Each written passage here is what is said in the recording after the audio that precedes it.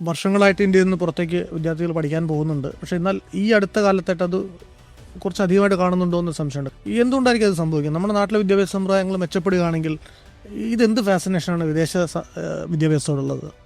വിദ്യാഭ്യാസം ഒരു മെച്ചപ്പെട്ട നിലവാരത്തിൽ നടക്കുകയും നിലവാരത്തിലെങ്കിൽ എല്ലാവർക്കും വിദ്യാഭ്യാസം ലഭിക്കുകയും വികസനം ഉണ്ടാകുകയും ചെയ്യുന്ന സ്ഥലത്ത് മറ്റ് സാഹചര്യങ്ങൾ അവരുടെ ജനാഭിലാഷം അനുസരിച്ച് ഉണ്ടായില്ലെങ്കിൽ മൈഗ്രേഷൻ ഉണ്ടാകുന്നത് നമ്മുടെ നാട്ടിലെ മാത്രം പ്രക്രിയയല്ല.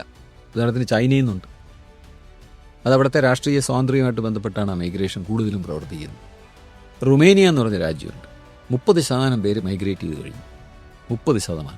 അപ്പം നമ്മുടെ നാട്ടിൽ ജനങ്ങളുടെ ജനാഭിലാഷം എന്ന് പറയുന്നത് നമ്മുടെ സർക്കാരിന് മാത്രം നിയന്ത്രിക്കാനൊക്കുന്ന കാര്യമല്ല, അല്ലെങ്കിൽ രാഷ്ട്രീയ പ്രവർത്തനം കൊണ്ട് നടക്കുന്ന കാര്യമല്ല.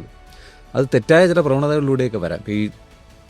പിന്നെ കുട്ടികൾ റീല് കണ്ടിട്ട് അത് പതുക്കെ ട്രെൻഡായിട്ട് മാറും. നമ്മൾ വിചാരിക്കുന്നതല്ല, വലിയൊരു തിരയാണത്. ആ ട്രെൻഡ് വന്നു കഴിഞ്ഞാൽ കുട്ടികളിപ്പം ബസ് സ്റ്റാൻഡിലേക്ക് അങ്ങോട്ടും ഇങ്ങോട്ടും കാണുമ്പോൾ ചോദിക്കുന്ന, നീ പുറത്തൊന്നും അപ്ലൈ ചെയ്തില്ലേ എന്ന് ചോദിക്കുന്ന ഒരു രീതി വരുമ്പോൾ, പണ്ട് നീയൊക്കെ ഗൾഫിൽ പോയിക്കൂടെ, നീ ചുമ്മാതിരിക്കുകയാണെങ്കിൽ ഗൾഫിൽ പോയിക്കൂടെ എന്ന് ചോദിക്കും. എനിക്കൊരു രസം തോന്നിയ സിനിമയിൽ ഉണ്ട്, ജഗതി ശ്രീകുമാർ ഈ കമ്പ്യൂട്ടറിൻ്റെ പ്രചാരത്തിന് ഞാൻ മാർക്ക് ചെയ്തത് എങ്ങനെയാണ്. അദ്ദേഹം ഒരു സിനിമയിൽ ഒരു പെൺകുട്ടി എടുത്ത് ചോദിക്കുന്നുണ്ട്, നീ എന്ത് ചെയ്യുന്നു?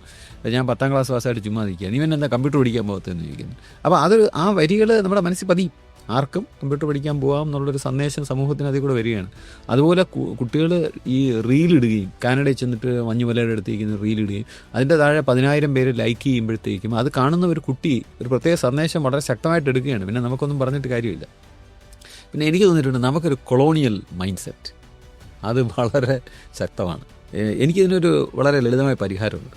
എങ്ങനെയാണ് നമ്മുടെ കുട്ടി പുറത്തോട്ട് പോകാതിരിക്കേണ്ടത്? നമുക്ക് പോണ്ടാന്ന് വയ്ക്കുക. ഇപ്പം ഞാൻ അത് പോണോ വേണ്ടോ എന്നുള്ള വേറെ ഒരു സ്വാതന്ത്ര്യമാണ്, വ്യക്തി സ്വാതന്ത്ര്യമാണ്. പക്ഷേ നമുക്ക് കേരളത്തിലെ കുട്ടിയെ പുറത്ത് പോകാതിരിപ്പിക്കണമെങ്കിൽ വളരെ ലളിതമായിട്ടൊരു മാർഗ്ഗമുണ്ട്. നമ്മുടെ എല്ലാ കോളേജുകളിലും ഒരു സായിപ്പിനെ പ്രൊഫസറായിട്ട് അപ്പോയിൻ്റ് ചെയ്യും. കാരണം സായിപ്പിൻ്റെ സാന്നിധ്യത്തോടു കൂടി അവർക്ക് കുറേ ആശ്വാസം വന്നു. അവരെ ഒരു വെള്ളക്കാരനെ കണ്ട്, ഞാൻ തമാശ പറയല്ല, വളരെ ബോധ്യത്തോടെ ഞാൻ പറയുകയാണ്. അടുത്ത പടിയെന്ന് വെച്ചാൽ കുറച്ച് വിദ്യാർത്ഥികളെ കൊണ്ടുവരിക, വിദേശ വിദ്യാർത്ഥിയെ കൊണ്ടുവന്ന് നമ്മുടെ കുട്ടികൾ ഇവിടെ പഠിക്കും.